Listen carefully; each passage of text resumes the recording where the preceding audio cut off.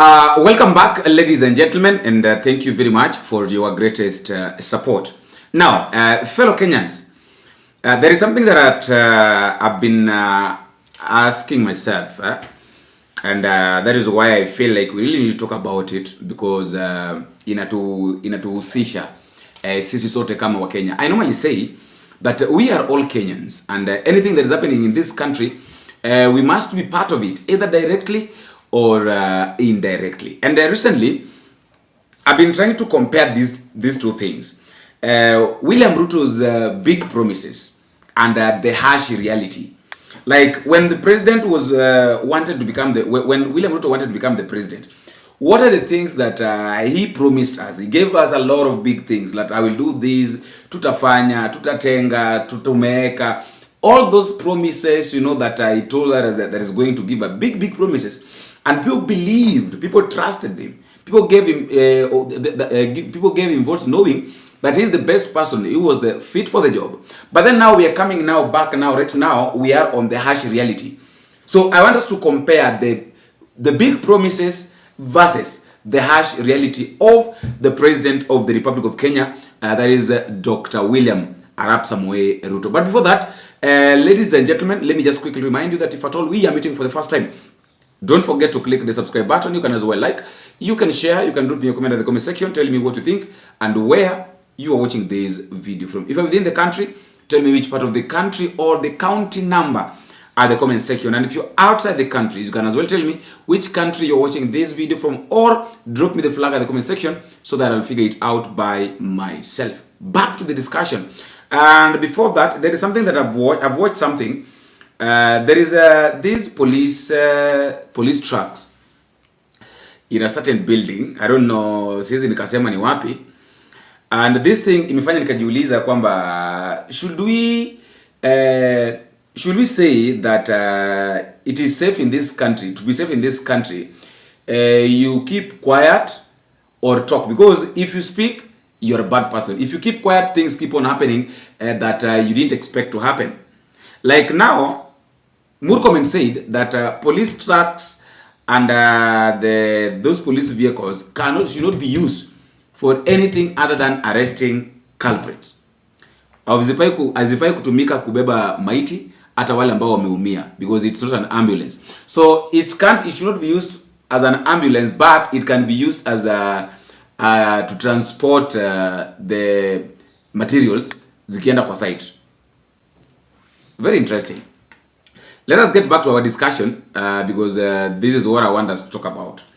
And when I was looking at this thing, I realized that, when William Ruto came to power, he came out with this narrative of hustler nation. So he came with the dream of a hustler nation. You know, everywhere was hustler. We were singing that. People were singing that song, hustler. You know, it was a hustler nation versus dynasty.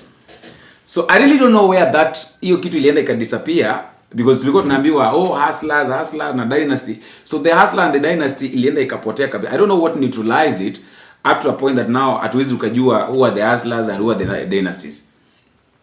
I really can't tell. But right now Kenyans are asking this question that did we buy the dream?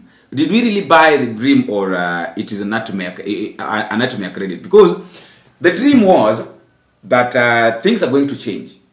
That was the expectation when we were approaching the election 2022.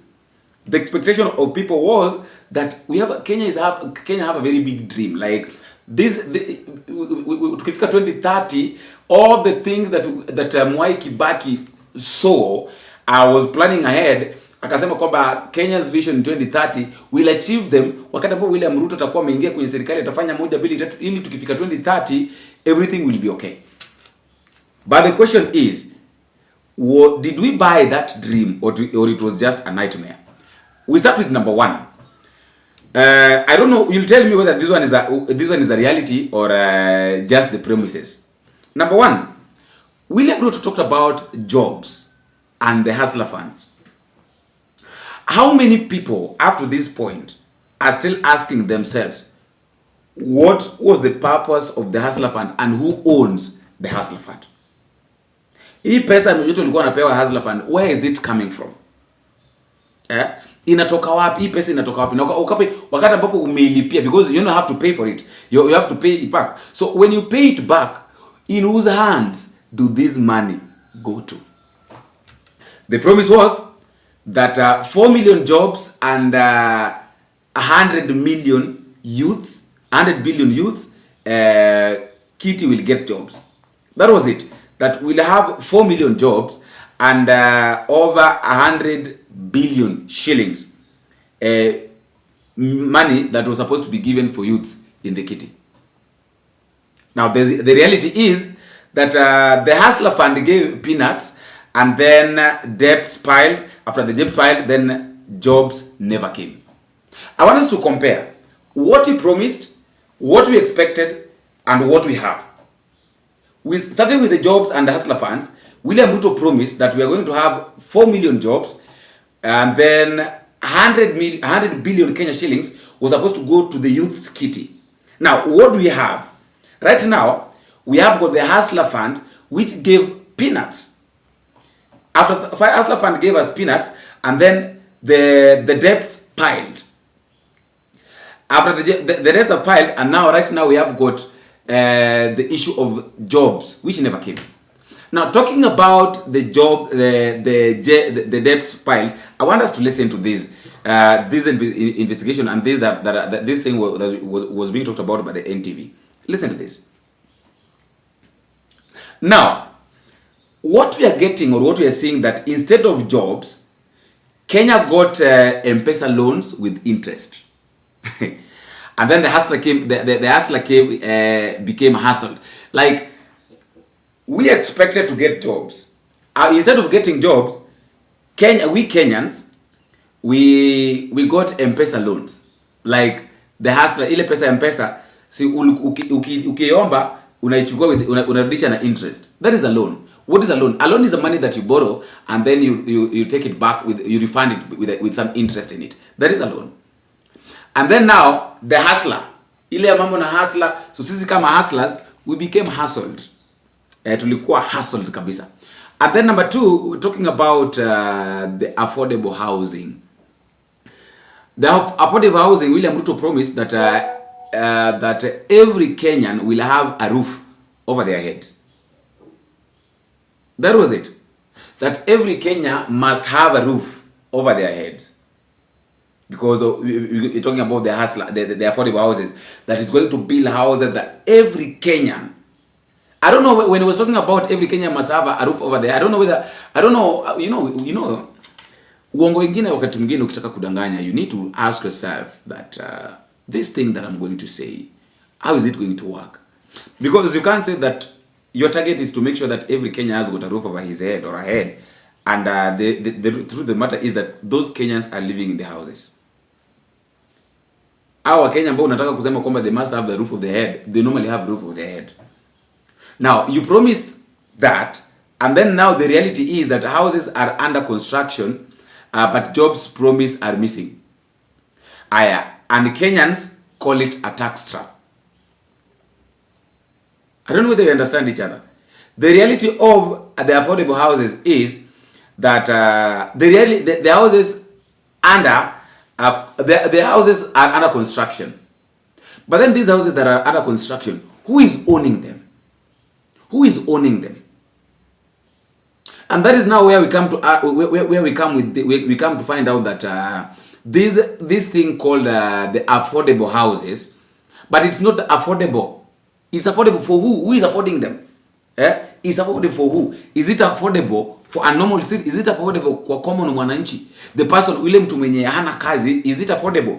Kwa yule mama mboga, is it affordable kwa mtu wa boda boda? Is it affordable to everybody? That is the question. Is it really yes, it is affordable, but is it affordable?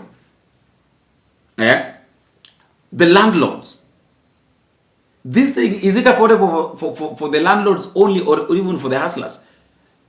Because up to date, people are still asking themselves that hizi nyumba ambazo zinajengwa, these affordable houses, who are the landlords and who are the tenants? Hata kama the tenants are the Somalis, because majority of them, zile ambazo zimejengwa tayari zishaingiwa na Somalis.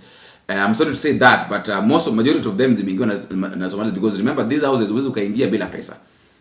na hizo nyumba wenye wako na pesa mingi sana ndio wanaingia. You can't tell me that mwananchi wa kawaida ataenda kuishi kwa nyumba yenye single ya one bed sitter analipa shilingi 30,000. That is a bed sitter. Now tell me, if you're going to pay 30,000 for a bed sitter, how much is a one bedroom? How much is what? Because assist your single rooms. By the way, wajajenga single room, it is the bed sitter, one bedroom, two bedroom. So kama bed sitter is 30,000. How much is one bedroom? How much? Because what I normally know is that if the price of a bed sitter, the price of a one bedroom is normally double the price of the bed sitter. That is how I normally think. I think that is it. So if a bed sitter is 30,000, so most probably a one bedroom should be around 60k. And then now look at the two bedroom. One bedroom, if one bedroom is 60, automatically something like two bedroom will be 70,000-80,000. Yeah. So most probably ili uishi maisha ingine, so you have to pay 100,000 remember that one is every month. Of course I know there are people who pay, but now you know it also depends with your source of income. You can't say that you're going to live in a house that is you are paying 30,000 every month and you are earning 15,000 every month. Does it make sense? So sometimes hauna hata kazi.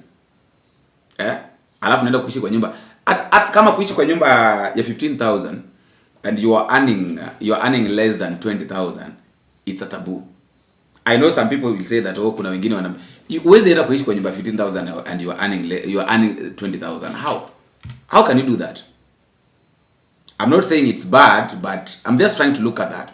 And then another thing, the issue of agriculture and factories. I think he promised a lot of things. He said that milk plants, teas, factory will reform, whereby he went to Meru, those sides of, Meru, Kahawa and those sides. And he said that the milk plants, the tea factories, the Mira will reform. But then the reality of the matter is that we have got empty grounds, no groundbreakings, and farmers are still left hanging. Up-to-date farmers are still asking questions that where are the promises that William Ruto told us that is going to do. The issue of the market for the tea, the tea plant, the tea factories, the Mira. He said that he's going to look for the businesses, like people lazima kuwe na pale ambapo wanaweza fanya biashara. Anaenda kuongea na watu wa nje, kutakuwa na biashara, the flow. Saizi haiko. So the only thing that is growing is frustration, not crops. So instead of growing crops, what is growing is frustration. Kenyan farmers are being frustrated because you told us, you promised that we're going to look for the market. Unaenda kutupea market, but then hiyo market saizi haiko kabisa. Another one is the issue of the dams and the waters. We promised new dams, irrigations and water projects. But then ukijaribu kuangalia, right now the reality of the matter is the dam stalled, fund vanished, and farmers still waiting for the rain. One thing I know is that there are a lot of things that most of farmers, farmers depend on water for the production, for the products. Like the tea, I think tea, the maize, all these crops, the cash crops. Most of the cash crops depends on water. And once William Ruto said that he's going to install dams, or maybe to dig new dams, and then fund farmers. They're still waiting for that. People had hopes. Remember, vitu kama nini, vitu kama majani chai, kahawa, vitu kama hivyo haviwezi vikawa bila mvua. Na wakati ambapo Ruto alienda kawaambie kwamba nitakuja kuwatengenezea visima, kutakuwa na visima vya maji hapa na pale ili kuwe na easy irrigation. wale watu wakulima wa mboga, wale wapanzi wa mboga, ushaona, wanategemea maji. No, wakati ambapo Ruto alienda kawaambia kwamba atawekea maji visehemu vya maji, vitongojo vya maji kila mahali, ili wakati ambapo wanataka kufanya wanapanda itakuwa vizuri sana kwao kupata maji, ku access maji, ili wakafanya irrigation. So sasa hivi hayo mambo hayapo, and what is happening is that Ruto promised the promise of water has now become dry. Like Ruto promised water, but then instead of water, Kenyans got dry promises. We were promised water, but then instead of water, we are getting dry promises. Another thing is the issue of health. I think this one is now where a lot of issue is. The issue of health. And remember, he promised 100,000 community health promoters and universal access. That is what he said. That there will be 100,000 community health promoters and also universal access, universal healthcare and all that. But then the reality of the matter is that not all these things have not been delivered, and the counties are complaining of underfunding.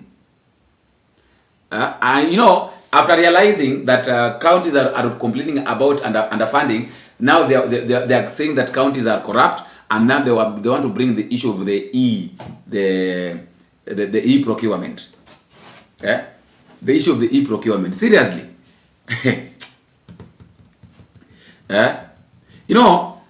What is spreading so fast under healthcare?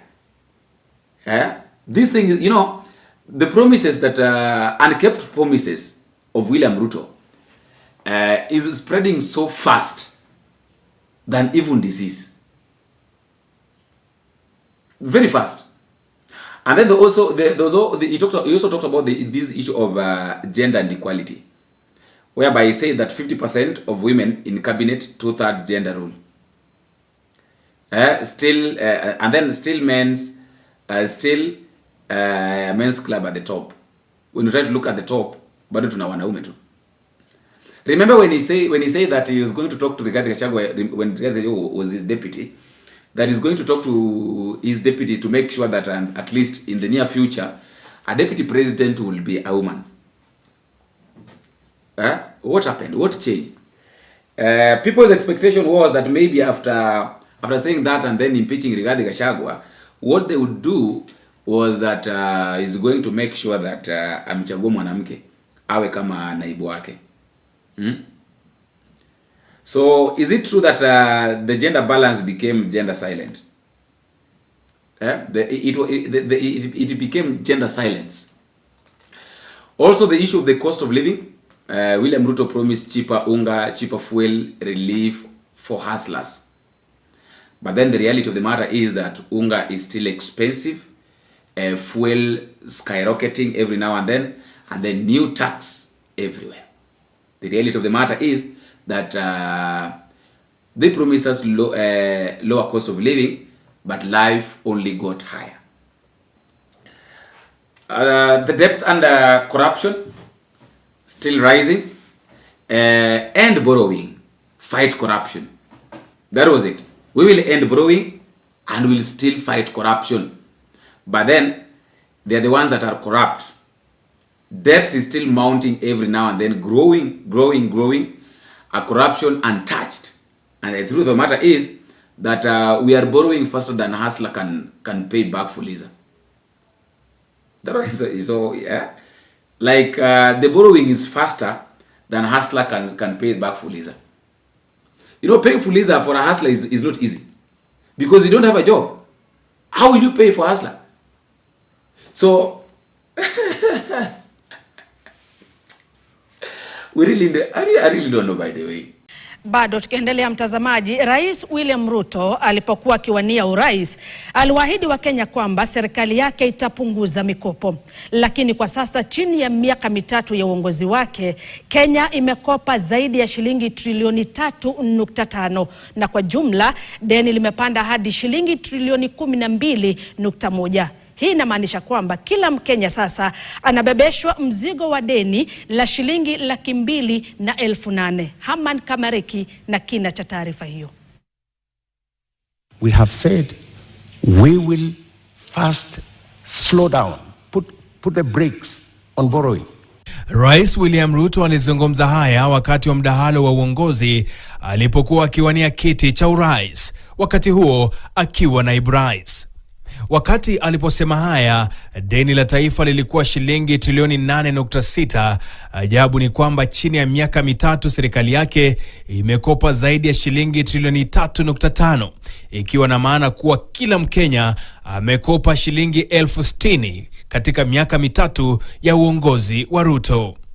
Tutakomesha mambo ya kukopa bila mpango.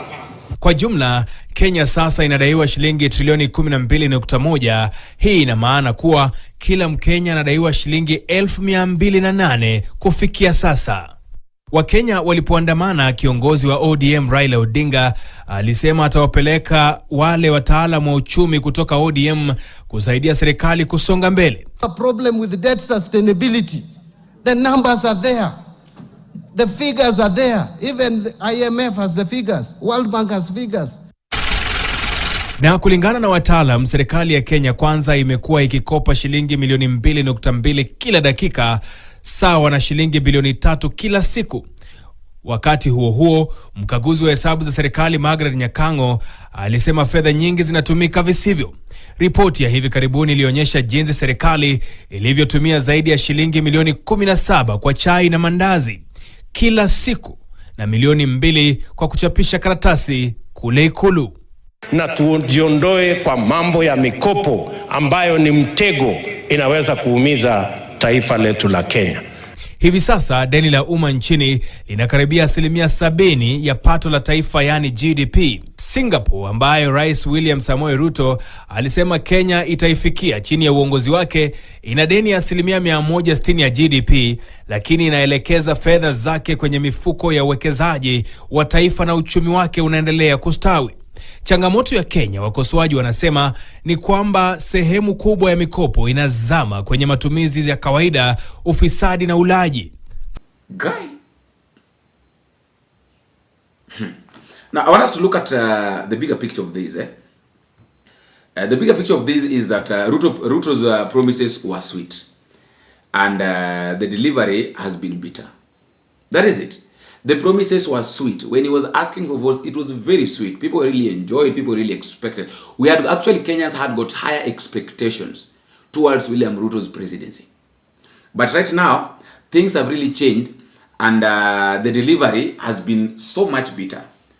From jobs to unga, from dams to debts, Kenyans are asking, was this the hustlers' government or just another hustlers' con? But then, I just want you to tell me at the comment section, if you believe leaders must be held accountable. I want you to tell me at the comment section that if you really believe that our leaders should be held accountable, then what is it? What is it that every leader should be accountable for? Because, you know, according to me, what I believe is that if a leader must be accountable, because if you ask for something, if you promise that you're going to deliver, please deliver that which you promised. Don't hesitate to do what you promised that you're going to do. That is how I believe things should work. That is how things should work. If you promise something, make sure that you deliver that thing. Let me know what you think at the comment section.